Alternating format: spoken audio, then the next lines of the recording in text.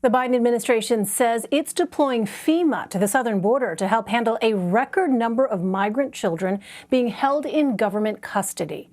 According to the Washington Post, over 8,500 unaccompanied minors are currently housed in shelters managed by the Department of Health and Human Services. They are awaiting longer-term placement with sponsors or family members. But there are new details about some 4,200 additional children in short-term holding facilities.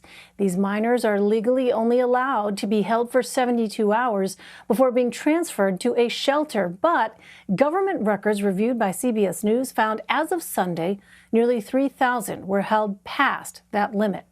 Republicans are blaming the surge on President Biden's immigration policies.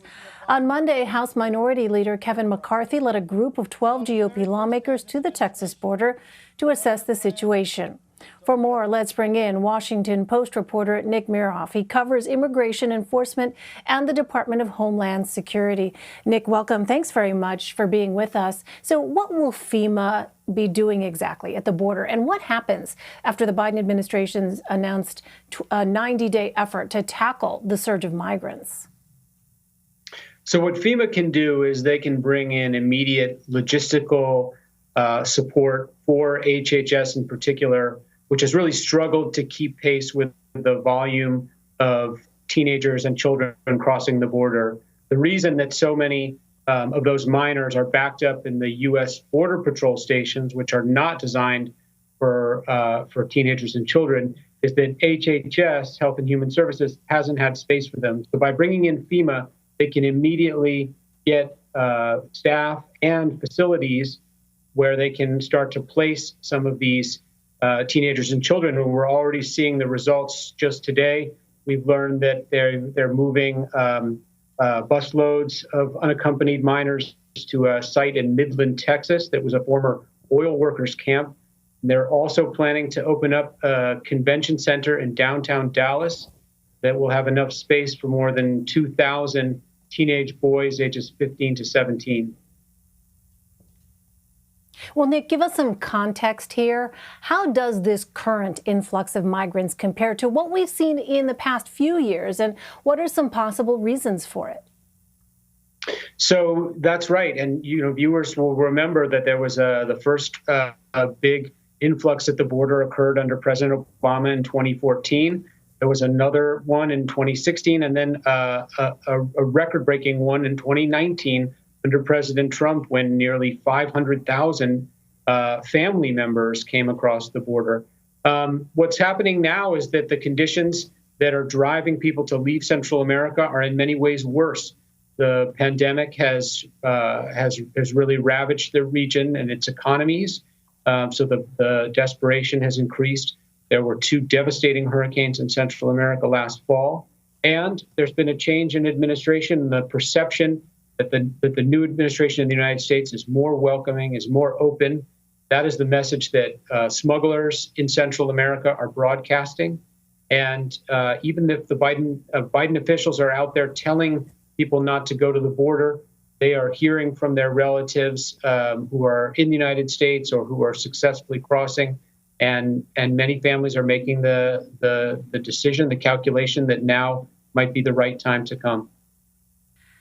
And Nick, I know you have been looking at government statistics on these unaccompanied minors. What can you tell us about why children often make this trip without their parents? So the statistics show about 75% of the minors who are arriving are teenagers. A lot of them are fleeing insecurity in their home countries, gang recruitment, and chronic violence.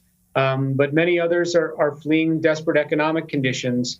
And a lot of the older teenage boys who are arriving may be trying to send money home to siblings and parents back home. But a third very significant factor is a family reunification. We know that more than 40% of these minors are eventually claimed by one of their parents already living in the United States. If one of the or two of the parents are here in the United States, this is part of an effort for the family to complete a family migration journey, relocation really, to the United States.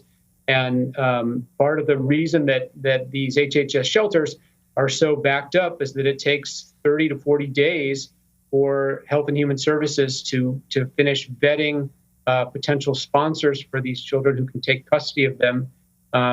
And if it's not a parent, in another, say, 45% of cases, it's another immediate relative already living in the United States. So, Nick, on the question of vetting, according to your reporting, these kids often spend over a month in shelters before being placed with a sponsor or a family member. Why is the Department of Health and Human Services hesitant to speed that process up?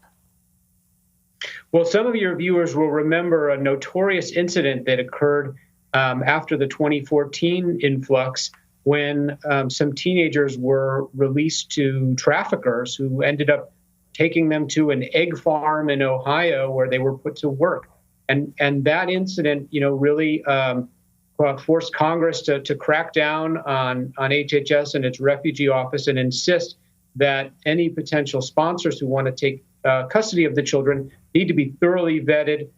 And it becomes very difficult when the parent, in many cases, is living in the United States illegally, and HHS has to verify who they are and whether or not they're safe to take custody. I'll also add that under the Trump administration, HHS signed an agreement with the Department of Homeland Security that gave DHS access to some of the sponsor data, and that, according to many people, had a chilling effect on this process. And led many of these adults to fear that they could potentially be arrested and deported if they step forward to try to take custody of a child or teen. Well, so much attention right now focused on that southern border. Nick Miroff. Nick, thank you very much for your time. Thank you.